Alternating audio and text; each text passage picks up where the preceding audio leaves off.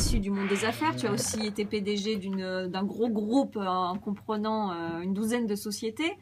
Et tu as atterri dans le milieu du spectacle, donc rien à voir. Tu as produit Le Sel et le Miel, tu as produit Avenue Q, un certain nombre de spectacles, on va en parler tout à l'heure, Mégalopolis, etc. J'aimerais savoir si justement toi tu es passé par ce travail, donc de se dire non, moi ce que j'aime au fond de moi c'est produire, c'est la scène, c'est le spectacle, c'est pas ce monde des affaires, ce monde du business. Non, mais j'ai toujours commencé par le spectacle, puisque je devais avoir, je sais pas, 9 ans, 10 ans, quand à l'école on nous amène voir des pièces de théâtre dont tout le monde s'en fout. Moi j'ai vu des comédiens sur scène, je dis voilà, c'est ça que je veux faire, déjà. Et après, mon premier métier, c'était la production, puisque ça a été Le Sel et le Miel, en fait, où ça m'a amené vers là. Mais j'avais une autre passion, c'est l'économie. Alors, on ne se remet pas. Comment les grands équilibres fonctionnent. On a là avec nous le futur DSK. Non, mais pourquoi pas? Je ne suis pas dans le jugement des DSK, je lui reconnais une certaine vivacité, n'est-ce pas? On parle du côté de sa facette professionnelle, président du FMI. Non, mais non, c'est vrai que mes parents, quand j'ai commencé à vouloir faire du théâtre, ils m'ont dit mais attends, mais j'ai jamais été au cinéma ni au théâtre avec mes parents en fait. On dit mais quoi, nous juifs tunisiens, qu'est-ce qui nous parle de ce truc-là, c'est d'où il lui vient ce théâtre quoi.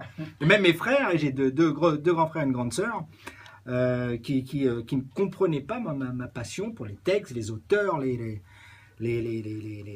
courtes lignes, voilà. Mais non, j'assume complètement ce passage-là, et je pense que voilà, l'économie c'est une passion, l'art c'est une passion, et voilà, j'assouvis juste des passions en fait. C'est sans me poser plus de questions que ça. Et c'est comme ça qu'on arrive à faire un beau travail, je pense, avec l'amour du métier, avec ce qu'on ressent, votre choix aussi des personnes qui vous entourent. Et est-ce que tu as subi cette influence familiale? Non, pas du tout. C'est qu'ils ont. Non. Alors je vais m'allonger sur un divan. Mon père n'est jamais venu me voir au théâtre. Il est venu me voir très tard, que lorsque j'ai fait Le Sel et le Miel et que ça passait en boucle sur Radio J. Lui écoutait tout le temps Radio J et tout le monde lui disait ton fils, canon, waouh, incroyable, ton fils, c'est super. Il dit je n'irai pas te voir faire le clown sur scène. Tu ne vas pas faire ça quoi, c'est pas possible. Et tout le monde lui a dit machin, et il est quand même venu. Et après, il était là tous les soirs. Et il était là tous les soirs, mais l'anecdote la plus jolie, et c'est pas celle-là, j'ai l'impression d'être dans Méric. Et on habitait Créteil, j'ai grandi à Créteil, dans un nid d'amour extraordinaire et d'amis qui sont tous devenus des gens vraiment très bien. C'est quoi, très bien. Non, mais c'est Laurent Bentata, qui est mon frère, mon ami d'enfance, qui est aujourd'hui directeur général de Stage Entertainment France, qui produit les plus grands shows qui existent, patron de Mogador, d'autres gars qui sont des très grands chercheurs, etc. Et on a joué au gymnase et on nous a mis les lettres rouges au gymnase. Carrément. Sur un grand boulevard, là. Bernard Habitant et Laurent Bentata, et je ne savais pas, j'ai appris que très récemment, même quand on ne jouait pas, mes parents prenaient la voiture de Créteil, faisaient un tour, c'est une demi-heure, 40 minutes pour aller de Créteil au théâtre du Gymnase, juste passer devant, voir le nom de leur fils et rentrer derrière. J'ai trouvé ça tellement touchant, tellement émouvant, on aurait dit vraiment le film de Méric, et quand on sait vraiment le parcours, le père qui ne voulait pas, ma mère qui en cachette me donnait de l'argent pour que j'aille suivre mes cours de théâtre, qu'il disait surtout pas mon père. Et oui, quand on a quelque chose en soi, on l'exprime, et puis il y a une force qui fait que rien ne peut nous faire aller contre son destin, je ne sais pas, en tout cas contre qui on est vraiment. Bernard Habitant, dites-moi une chose, après avoir cette reconnaissance de votre père, de vos parents, qui sont venus enfin en tout cas voir ce que vous produisiez, ça vous a libéré, donner plus de courage. Vachement perso comme interview là, on vient faire un truc cool à Natalia là, c'est quoi cette histoire? Vous avez vu comment on commence? Vas-y décontracté, vas-y que machin, you, et puis voilà, et avec vos parents, comment c'était dis-moi, c'est quoi ce spectacle? Non, ça vous intéresse, ça vous a aidé par la suite? Ça vous a donné du courage? du courage, en tout cas du moins la reconnaissance, ça a rendu les choses plus simples, plus fluides quand même. Oui. Et c'est sûr que d'avoir son père qui dit je suis fier de toi, C'est ça.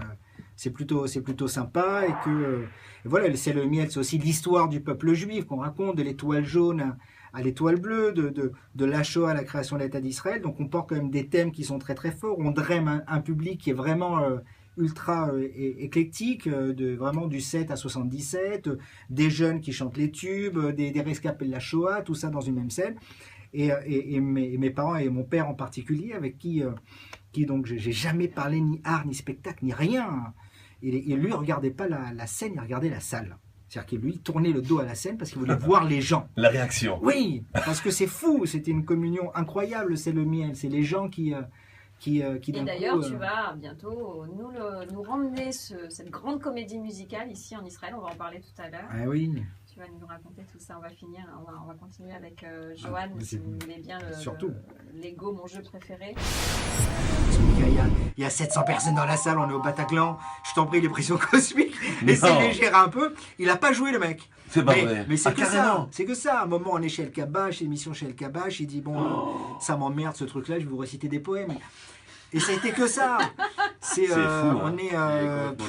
Non mais. Ouais. Mais artistiquement, il était exceptionnel. Tu nous refais là artistiquement. Non mais artistiquement. Non mais il était juste incroyable. Et c'était vraiment le rôle le personnage principal parce qu'il était ce rôle-là. Il arrivait avec ses bottes, son truc, ses cheveux, ses sacs en plastique. Et Vlan, il arrivait 5 minutes avant, il jouait, il nous sortait des notes, des machins. Il est artistiquement exceptionnel. Mais il nous a fait des coups pendables. Donc oui, donc Mégalopolis, voilà. Donc, et ensuite Mégalopolis, reprise du Ciel le miel, mais vraiment professionnel.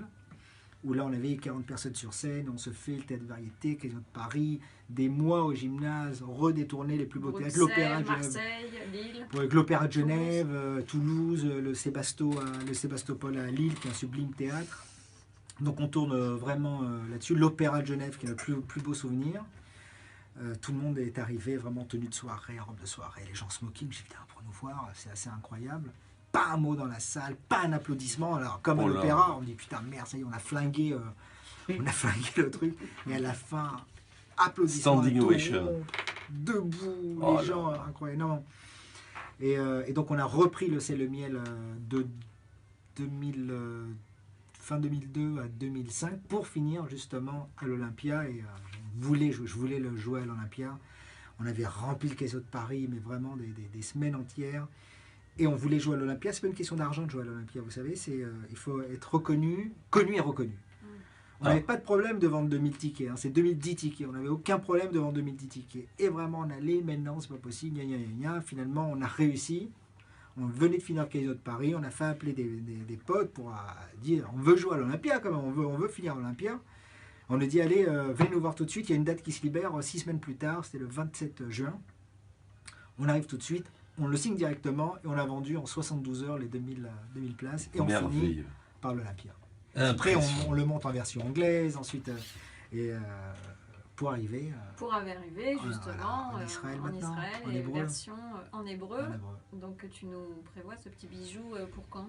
Octobre 2017, si Dieu veut, vraiment. Si Dieu veut. Bernard, je voudrais juste te dire, Bernard Bitan, qui se ressemble, ça semble, parce que toi aussi, tu es plein de sensibilité, ça se voit, et plein d'amour, en tout cas, pour ton prochain. Et si j'avais, tu vois, un mot, en tout cas, synonyme à dire par rapport à tout ce que tu as fait, ben c'est d'utilité publique. L'utilité publique, c'est vrai, de toujours vouloir, en tout cas, chercher qu'est-ce qui va pouvoir... est-ce que mon voisin, en tout cas mon frère, de quoi il va pouvoir jouir, il va avoir besoin de quoi? Ben ça aussi c'est une grande responsabilité et sensibilité de savoir, de toujours être à la quête de qu'est-ce que va avoir besoin l'autre. Ben je crois que ça c'est très synonyme à toi, à ton cœur, à ton être, à ce que tu es, non? On se ressemble tous dans ce studio. On va fermer la porte, on va vivre entre nous maintenant. On va s'embrasser. On s'est embrassé au début, en se disant bonjour sans trop se connaître, mais là je crois que ça va être un baiser d'amour. On va le colloque des futés. Oui. En tout cas, on va rappeler aussi l'actualité de Bernard pour finir cette émission, puisque je crois que nous arrivons tout à fait. Au stade de la fin. Tout à fait.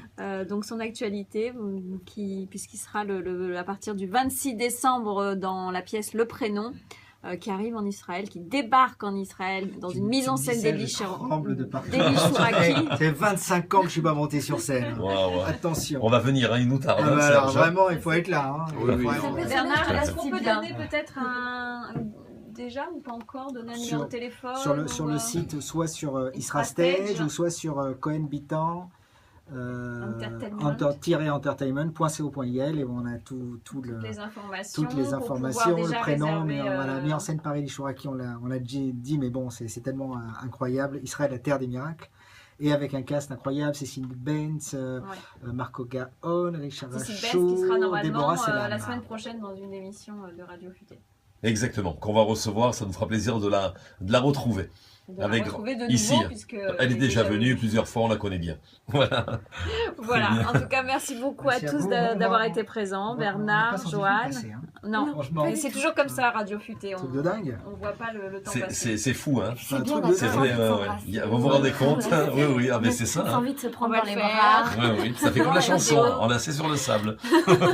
Très bien, merci en tout cas, merci à vous. Un petit dernier mot, Bernard, donc sur cette aventure radiophonique ici en Israël, sur Radio Futé, c'est que ça a été difficile hein, d'avoir une radio francophone et tu comprends en tout cas l'importance, elle est gigantesque.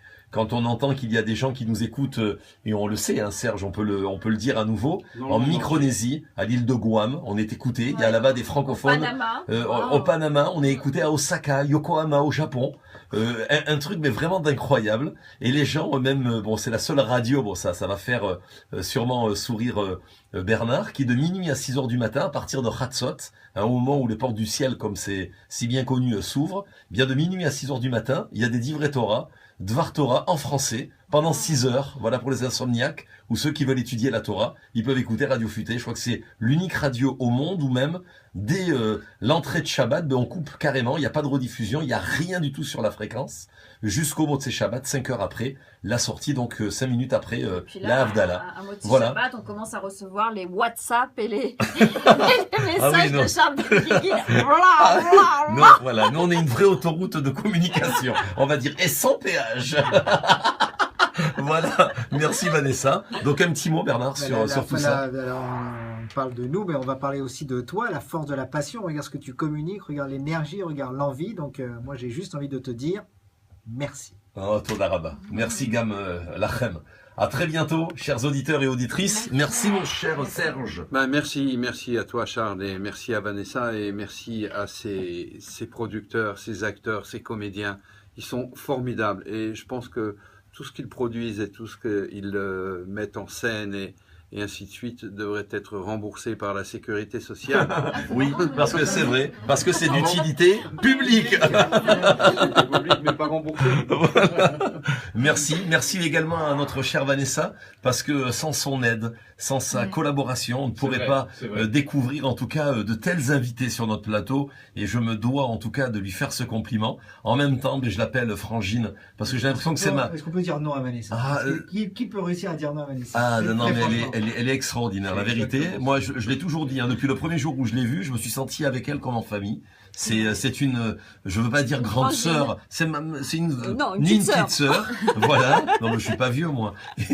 Mais en tout cas, ce que je veux dire, c'est que c'est, voilà, elle est géniale et surtout très professionnelle et ce que j'adore, c'est sa manière en tout cas de toujours vouloir terminer. Elle fait les choses en tout cas, si elle a pas, si elle doit partir dormir, elle a pas fini de boucler quelque chose, eh bien elle le terminera. Et ça, je peux vous le dire parce que des fois, j'envoie des messages. Moi aussi, je suis en train de travailler, de monter certains trucs ou terminer où on est en train de clôturer un magazine. J'envoie un petit message, il est 4h30, 5h moins le quart du matin, et instantanément, ding, ça lui arrive, elle répond. Alors, je dis, c'est fou, hein, c'est incroyable. Et elle Je se suis- réveille, elle est resplendissante. Non, Regarde. elle se réveille pas. Je dis, je suis pas le seul débile qui travaille la nuit. Moi, ça me rassure, tu vois. Non, mais c'est vrai que ça nous est arrivé d'avoir des échanges C'est assez fou. tardifs quand même. Mais C'est pas un- 4 heures du matin. Non, faut pas je sais exagérer. plus quelle heure, mais bon, c'était déjà, Voilà. voilà, exactement. Merci à toutes et à tous. Merci à tous Merci. de nous avoir suivis. Merci.